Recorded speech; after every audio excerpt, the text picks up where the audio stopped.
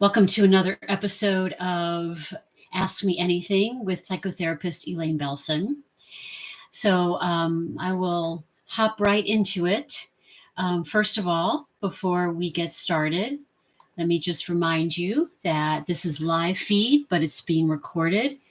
Advice given on this radio show is for informational purposes only, and it is not intended to replace professional, psychological, or medical advice, diagnosis, or treatment. Questions and concerns about your mental health should be discussed with a qualified professional. Any use of this information is the sole responsibility of the listener. If you're having thoughts of harming yourself or someone else, call 988 or go to the nearest emergency room. So, I'm going to talk today about anxiety because it's such a pervasive problem, and it's actually not a problem. Anxiety isn't a problem in and of itself. It's how we cope with it that becomes the problem. So, let's talk first of all about what anxiety is and what it isn't. So, you may have heard of the fight or flight response. So that is an innate response in human beings where when we sense some sort of threat, we will, our bodies react by shutting off certain organs and increasing the functioning of other organs like the heart. The idea behind that is that your body is preparing for either fighting whatever the threat is, standing and defending yourself, or fleeing, running away. And so that sensation, that experience that you have in your body of, certain organs revving up and other ones shutting down, lead to rapid heart rate and hyperventilating, and you feel sweaty, and you may get stomach upset. All of those things are your body's innate response to feeling threatened. It's not something that we have to think about. It's not something we say, oh, I'm feeling threatened right now. I guess I better get my heart rate up and start breathing more quickly and shut down my organs, right? We don't need to make those conscious decisions because our bodies do it for us. And so that's why, we call that innate. So that is what anxiety is. It's that feeling, right? That fight or flight feeling. What it isn't is something that is commonly associated with anxiety and mixed, confused with anxiety, and that is worry. So anxiety is a feeling. Worrying is a thought process, right? Like I said, anxiety is an innate survival response. Worrying is a choice that we make. And so because of that, it's also, we can choose not to worry. In fact, we don't need to worry at all. It doesn't serve any productive purpose. That's one of the things that I teach my patients. So when we're worrying, what we're doing is we're either anticipating something bad happening, or we're rehashing something that's already happened. So we're not in the present moment. We're not focused in the present. And you can only control the moment that you're in. And so if you take yourself out of the present moment, you undermine your ability to respond. And think about what it is that you're trying to accomplish here. You're trying to ward off some sort of a threat. And it could be a physical threat, but in this day and age, the threats tend to be more practical. It may be situational, right? Having to do with our lives and certain consequences, rejection, failure, those sorts of things. It's not just the harm to self or others. So, um, so if you want to avoid whatever that fear is, whatever it is you're afraid of happening, the best thing to do that is to be present, because that's when you're going to make the best decisions. That's when you're completely in control of your faculties, of your decision making, right? So the analogy that I like to use is, let's say somebody gets a new job, right? But the whole time they're thinking to themselves, oh my gosh, I hope I don't get fired. I hope I do a good job. I wonder what they think about me. Um, and so what's happening in that situation? The person is taking their concentration away from their job, and they're not completely present. They're anticipating something bad happening, right? And so as a result, if their concentration isn't fully present, then their performance can be impacted by that. And then if your performance is impacted by that, you could end up losing your job, which is the very thing that you're afraid of. So by worrying, the person creates a self-fulfilling prophecy. So you do not need to worry in order to avoid whatever it is that you're anxious about. Now, in my experience, there are three things that people get anxious about. One is fear of harm to self or others, right? That's the physical threat, although it could be emotional harm also. But the other two are fear of rejection and fear of failure. And what I find is that in this day and age, most of it is fear of rejection and fear of failure, because that's something that we experience more, deal with more on an everyday basis, or as opposed to harm to self or others, um, which hopefully we don't experience too often unless we choose a job that puts us in harm's way on a regular basis, like being a first responder, right? Or in the military. All of them are innate fears. They're normal fears to have. And so that's not the problem. The problem is not the fear itself. The problem is how we cope with that fear. And one of my mantras is, we don't have a crystal ball to see into the future, but what we can have is a toolbox full of coping skills that we can take with us wherever we go, right?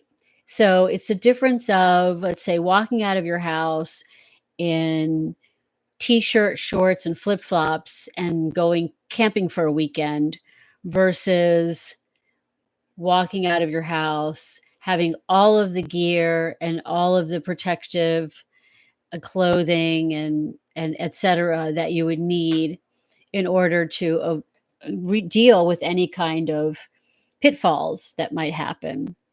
Going through life without that toolbox is like going camping for a weekend in t-shirts, shorts, and flip-flops, right? The best that you can hope for is survival. That's the best you can hope for. And none of us want to just survive. We want to thrive. So the best way then to deal with anxiety is to, first of all, identify where specifically this anxiety is coming from. And what I mean here is to be as specific as possible. So, um, if I'm working with a teenager who's anxious about an upcoming exam, um, I want to know more than just that they're afraid of failing that exam. What is it they imagine would happen? How would they fail that exam? Because their answer will determine our interventions, if they say that, well, I'm afraid of having a panic attack in the middle of the exam, um, then we would discuss relaxation techniques. If the person says, well, I'm worried about, getting in there and then forgetting all the material that I learned. And so then we would talk about um, ways of studying that help you to retain information.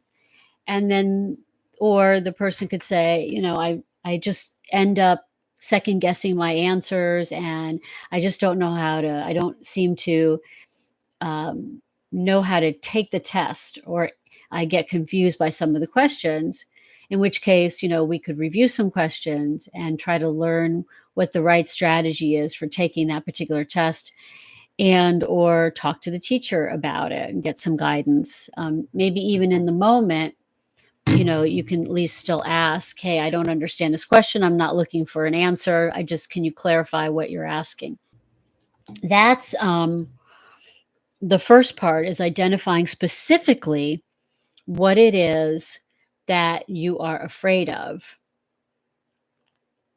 Um, and then, and the reason that's important is because the next step is to problem solve.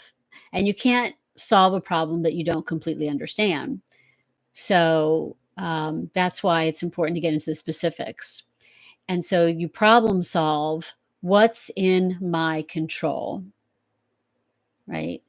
And there are three categories that are in your control.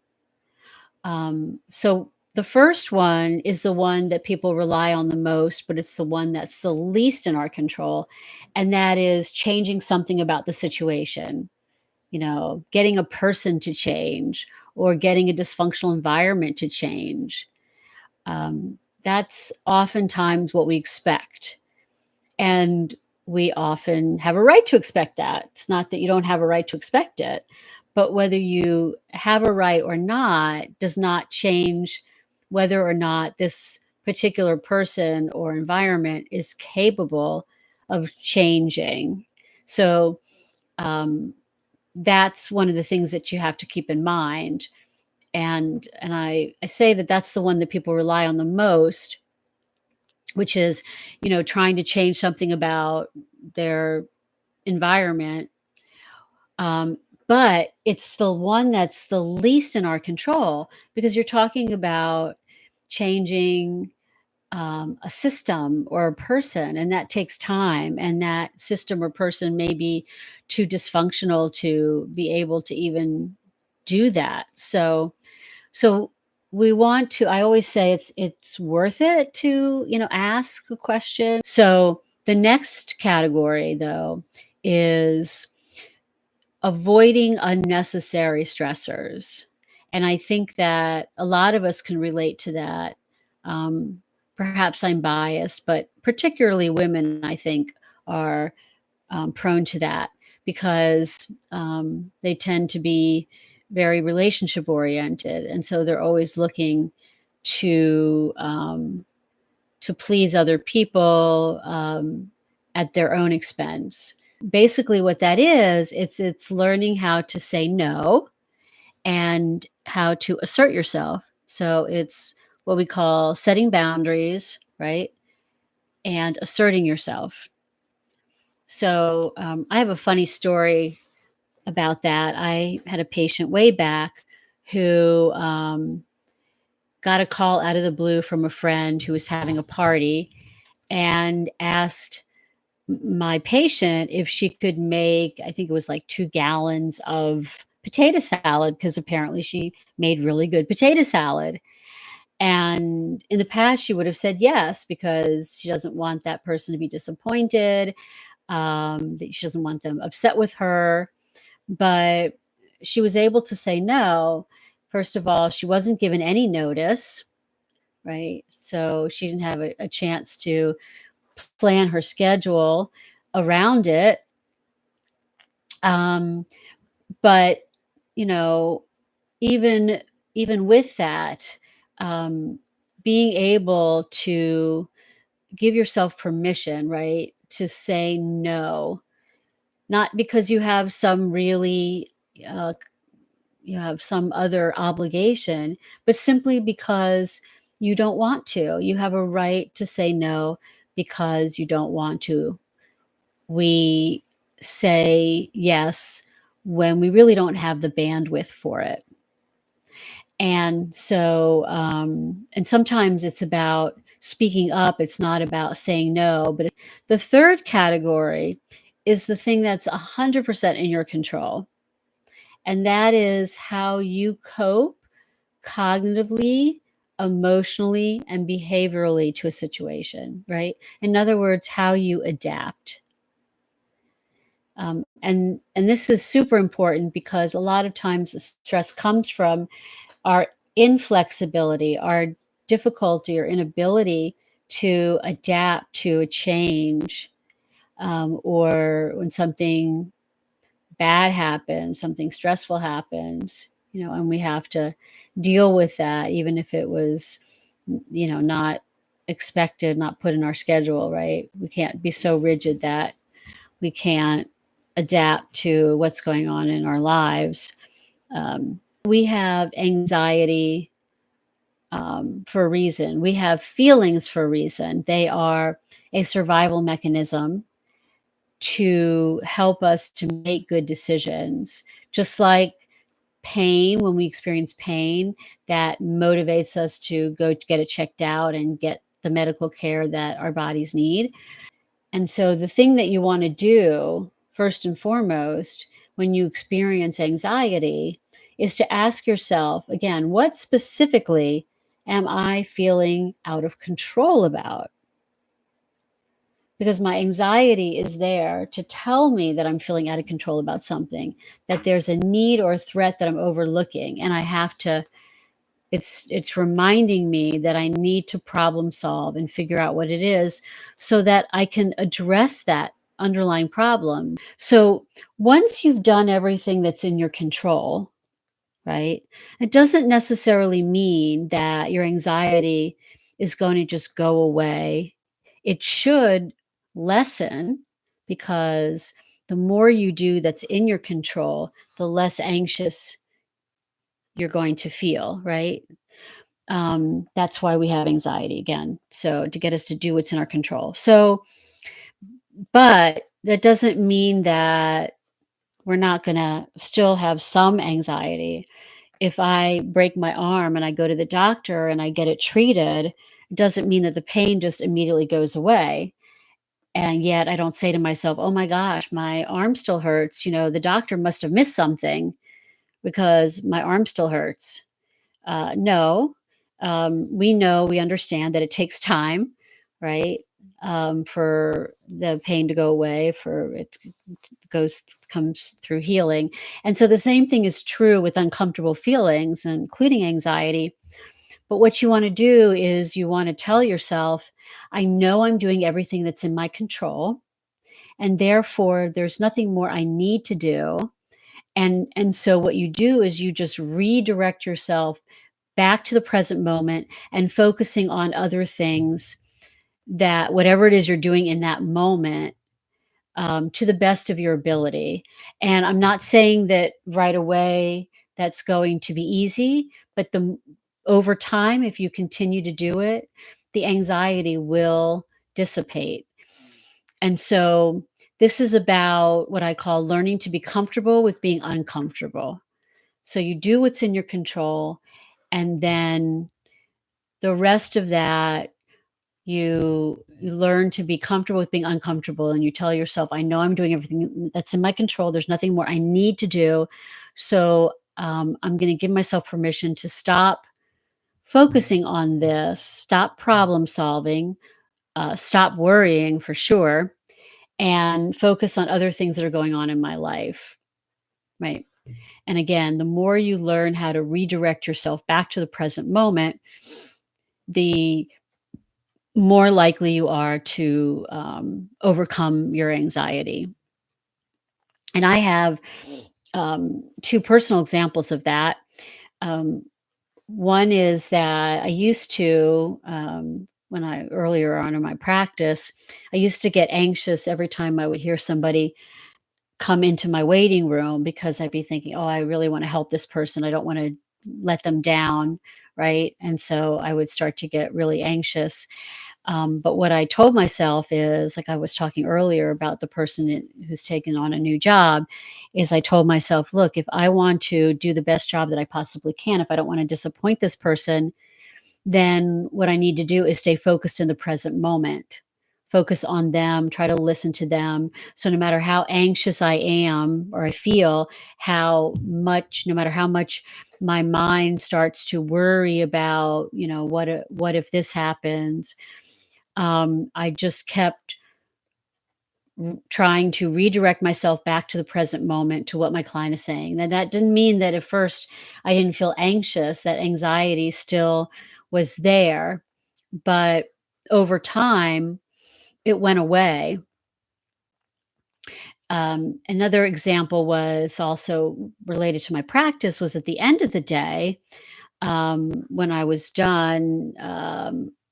Seeing all my patients, and I would just look at my desk and see papers strewn everywhere and think about the notes I have to write and the billing that I have to do, and I would just start to feel really overwhelmed and again anxious. But what I told myself is, look, if if I'm worried about getting all this stuff done, then the best thing for me to do is just to start tackling it, is to the best of my ability, right? So, do what I can. Doesn't mean it doesn't mean I'm gonna get it all done, right? But I'm chipping away at it, and that's the thing that I'm feeling anxious about. So again, um, over time, that anxiety went away, and I no longer have that problem anymore. Either one of those problems. Just to wrap up, remember that anxiety is not your enemy. It's there to help you. It's there to tell you that most of the time it's about something that you're feeling out of control about. Remember that worrying and anxiety are two separate things. Anxiety is a normal reaction to fear of rejection, failure, or harm to self or others. Whereas worrying is a coping mechanism and you don't need it. You don't need to worry. It's not helping you in any way. What you do need to do is to identify what it is you're feeling anxious about, problem solve what's in your control.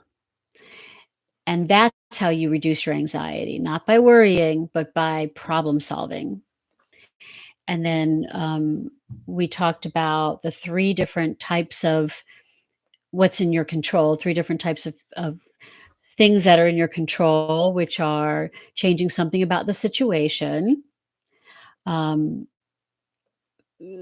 uh, boundary setting, assertiveness, basically not putting yourself in unnecessary stressful situations by setting boundaries and by asserting yourself. And then third, um, how you cope with your anxiety emotionally, cognitively, and behaviorally. Right. And so going back to my analogy of the crystal ball, the more tools you have in your toolbox, the more you problem solve, the more coping skills that you develop, the less anxious you're going to feel. And what I find is that the reason most people feel anxious is because they don't trust themselves. They don't have the confidence in themselves that they will be able to handle whatever comes their way, right?